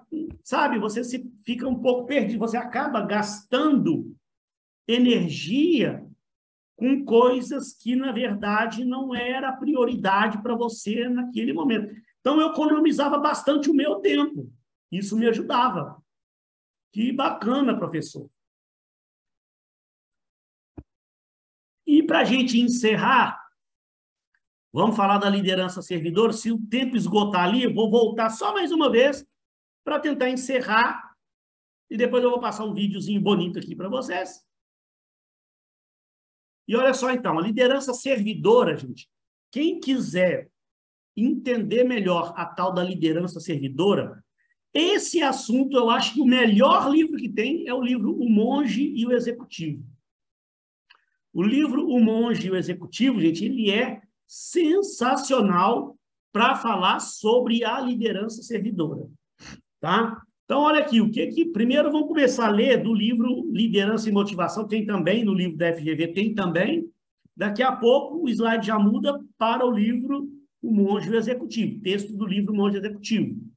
Vamos ler, daqui a pouco a gente para e dá exemplo. O líder servidor é aquele que está mais preocupado em propiciar bem-estar à sua equipe do que com o seu próprio sucesso. Olha só que troço interessante. Eu, como um líder, eu estou mais preocupado em propiciar bem-estar para a minha equipe do que com o meu próprio sucesso.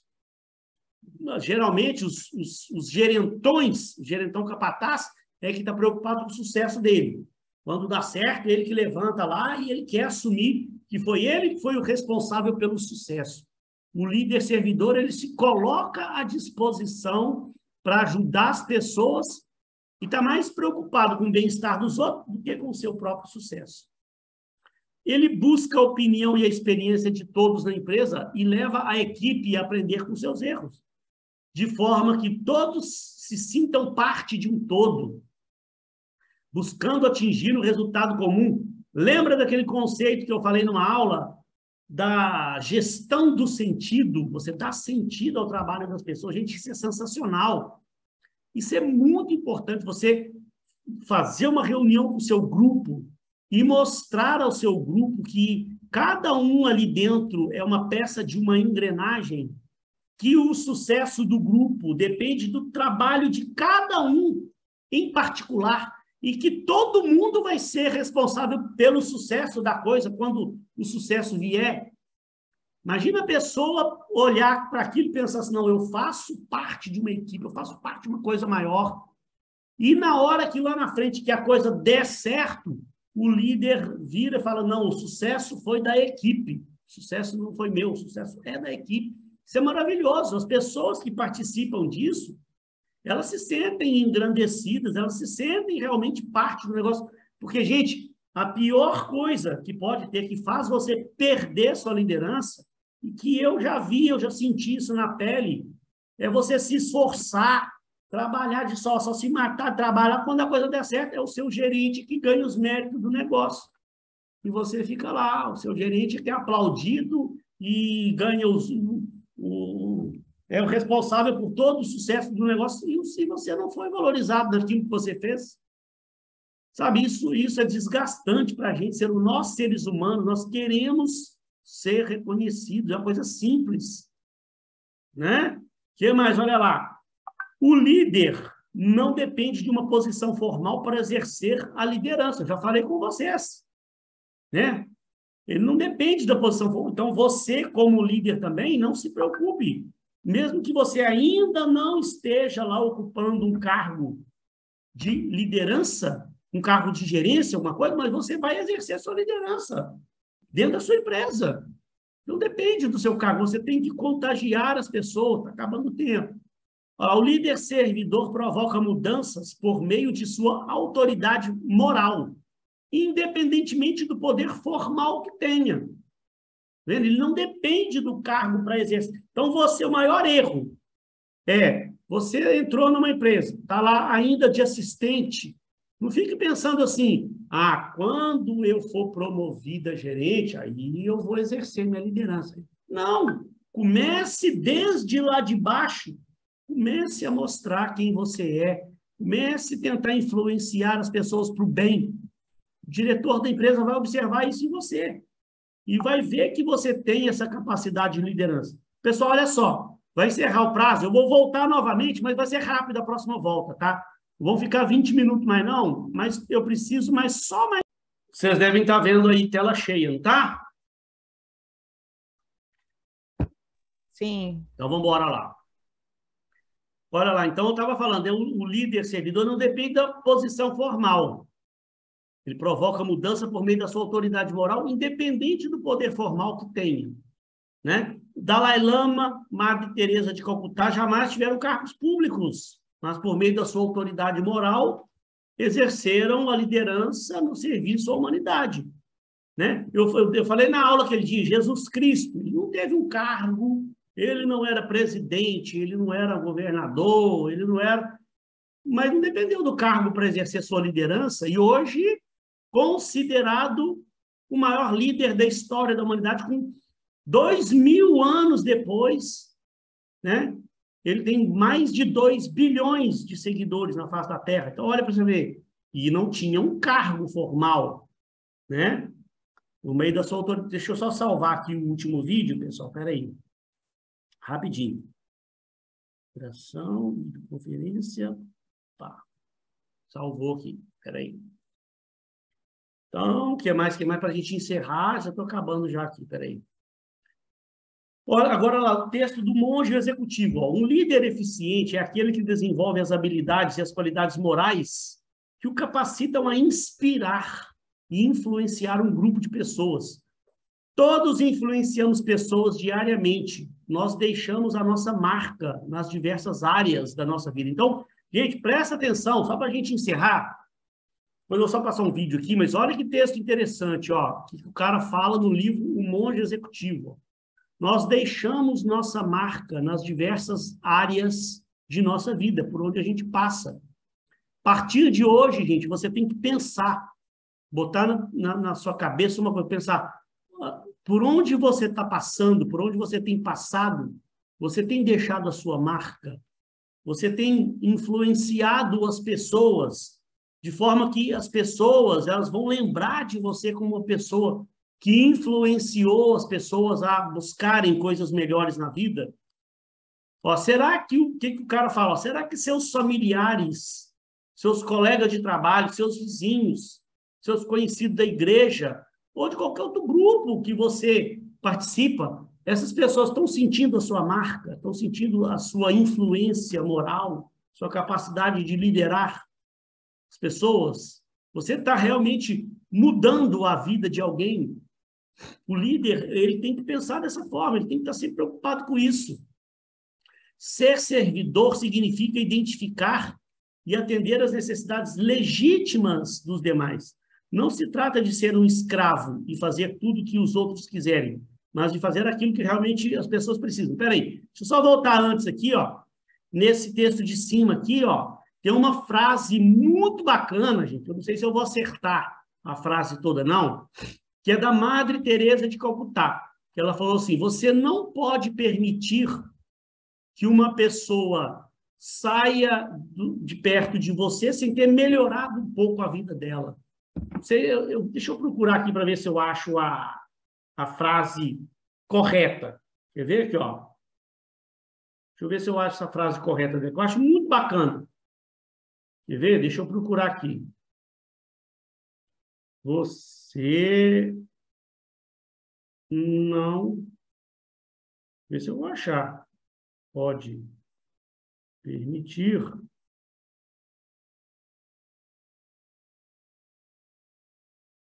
que uma pessoa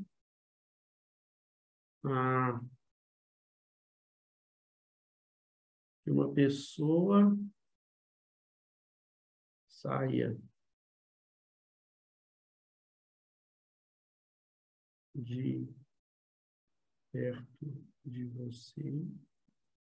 Deixa eu ver se eu acho essa frase tão bacana. Vou achar. Achei, professor. Lê pra gente aí.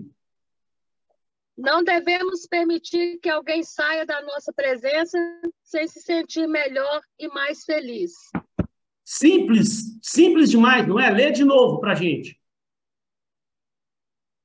Não devemos permitir que alguém saia da nossa presença sem se sentir melhor e mais feliz. Olha que profundidade disso. Não é bacana? Muito. Tudo que a gente pensa isso na nossa vida, né?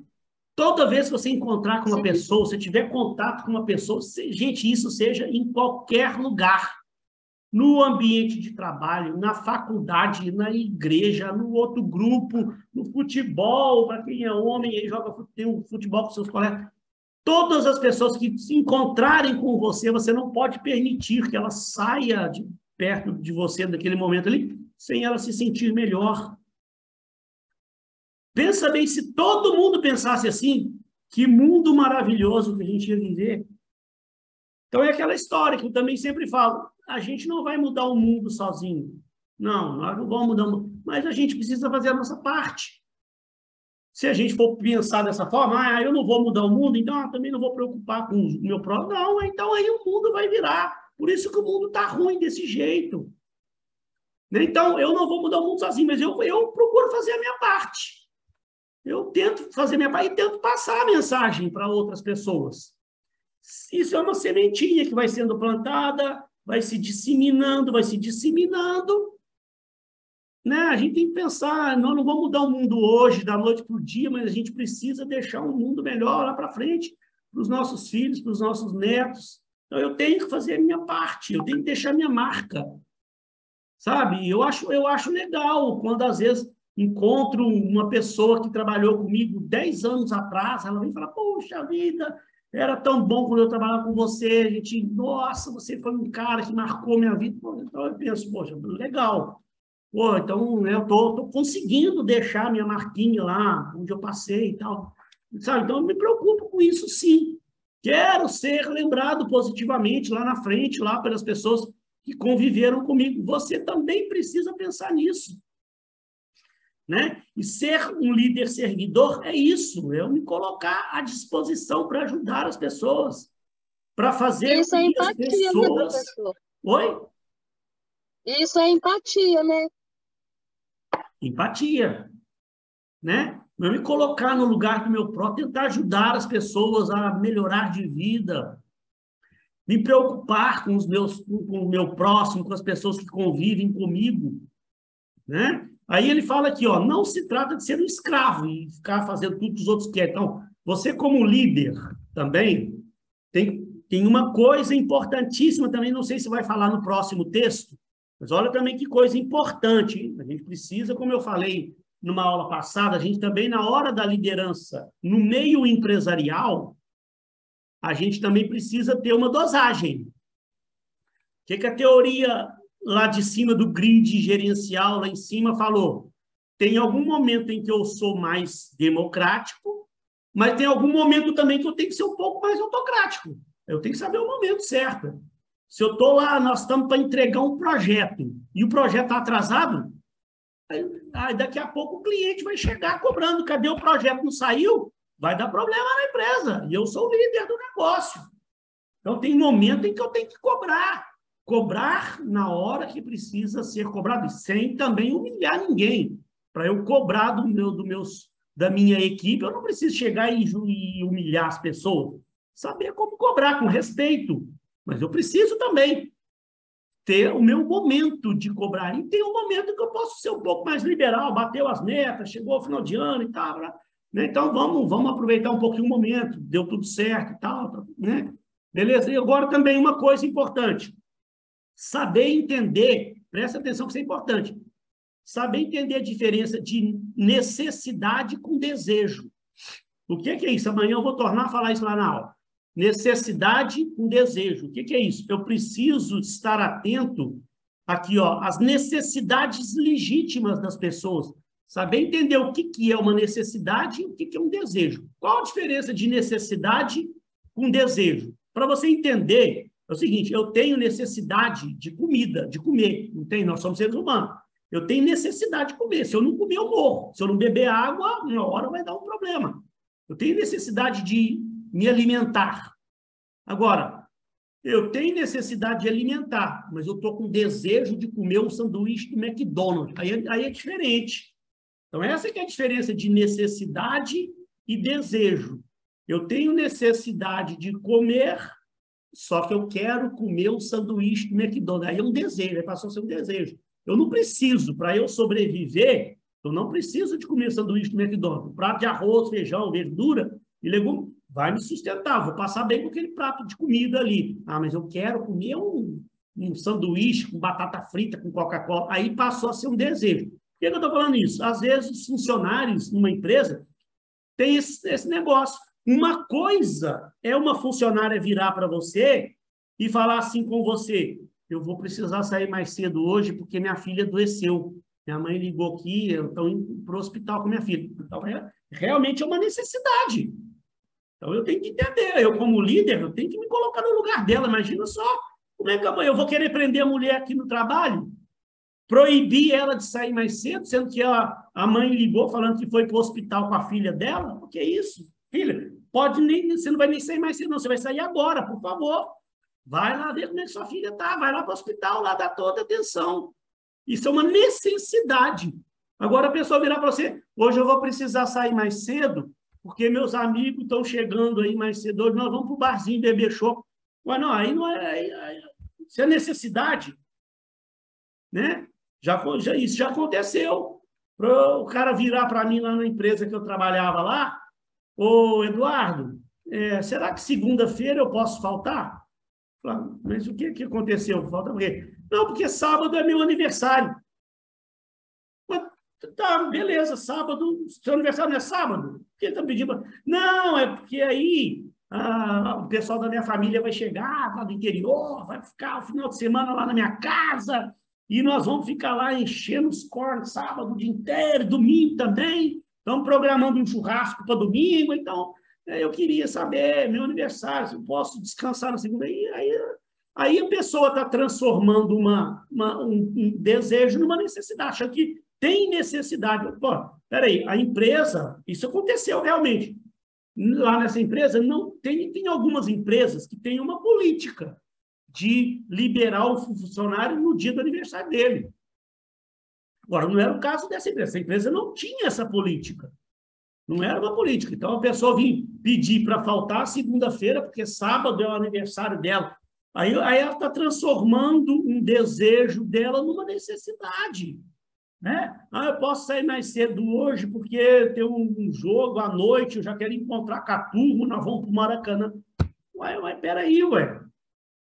Tudo bem, o jogo não é 9h30 da noite, lá no Maracanã. Você vai sair daqui 6 horas, pegar uma condução, vai lá para o jogo. Não, mas é porque a gente vai se encontrar mais cedo. 4 horas o grupo já vai se encontrar. Peraí, o que tem a ver o jogo do Flamengo? Não, é o trabalho nosso aqui na nossa empresa. Véio. Aí a pessoa quer mostrar que aquilo realmente é uma... Então, cabe a você entender. Ué. Uma coisa é uma pessoa precisar faltar porque está com um membro da família dela doente, está com um problema sério, foi alguém que se acidentou. Aí realmente é uma necessidade. Uma outra coisa é a pessoa querer transformar um desejo que ela tem numa necessidade para faltar ao trabalho, para sair mais cedo, para chegar mais tarde. Então, como líder também, você tem que ter essa capacidade de entender até que ponto é uma necessidade, até que ponto. E você não tem que se virar um escravo do seu subordinado para você que vai trabalhar para você. Tem que ajudar, você tem que apoiar, tem que dar direção. Né? O que é a liderança? É ter respeito e apreço pelas pessoas, prestar atenção ao que dizem, mostrar que elas podem contar com você.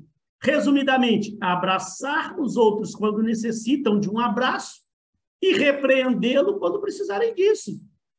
Está precisando de um abraço, está precisando de uma palavra amiga, está precisando de um ombro amigo, está precisando desabafar. Então, você, como líder, tem obrigação de abraçar essa pessoa, tem obrigação de ouvir essa pessoa, de sentar com ela, de chorar com ela, de ajudar ela a se desabafar. Ora, quando precisar também de chamar atenção, porque ela fez algo indevido também, sem humilhar ninguém, sem desrespeitar ninguém, mas você também tem o dever de corrigir aquela pessoa para o bem dela. Por fim, eu já está acabando aqui, falta pouquinhos slides, falta alguma coisinha, amanhã a gente termina, deixa eu só ver o que está faltando aqui. Tá. Chegando já. Último slide. Então, último slide. Ó. Porque aí depois vai mudar para um outro assunto que eu vou falar amanhã. Como fazer os empregados se apaixonarem pela empresa. Em poucas palavras, a liderança é uma questão de amar as pessoas de verdade, identificando e satisfazendo suas necessidades legítimas, tá vendo? Suas necessidades legítimas. Amar é se doar para ajudar os demais a alcançarem o melhor de si. O teste definitivo da liderança é saber se depois de algum tempo, sob o seu comando de líder, as pessoas saem da experiência melhores do que elas entraram. Então, procure também sempre observar isso. Você está lá como líder, tá? Comandando um grupo de pessoas. Entrou uma pessoa na sua equipe, você está comandando ela. Depois de um tempo, ela saiu do seu grupo, ela saiu da sua equipe. Ela saiu melhor do que entrou? Ou aquela pessoa passou aquele longo período sob a sua liderança e saiu do mesmo jeito que ela entrou? Você não exerceu a liderança sobre ela. Para você perceber, teste definitivo, se você realmente está sendo um líder, é aquela pessoa, depois de um tempo que ela passou com você trabalhando, ela saiu melhor do que ela entrou. Então, você mudou a vida daquela pessoa. Você fez aquela pessoa crescer. Muito bonito isso, pessoal. Então, olha só. Eu não vou me estender mais, não. Já só vai dar 9 horas já também. Falei que ia liberar mais cedo, acabei me estendendo. Amanhã, gente, eu tenho um vídeo maravilhoso para passar lá.